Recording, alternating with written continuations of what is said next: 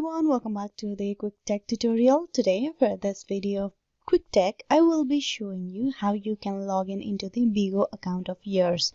To begin the process, open the application that you have downloaded. Now to log in, you will need to type in your phone number over here. You can also log in with the other social media platform over here like Facebook, Google, Twitter, VK and Apple ID. This is only if you have linked your Bigo account with these other social media platform. So now type in the number, and before that you choose your country code. Choose your country code from here, then type in the number.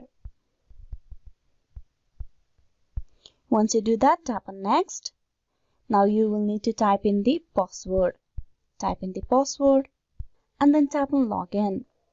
And this will get you logged in into the Bigo account of yours right away.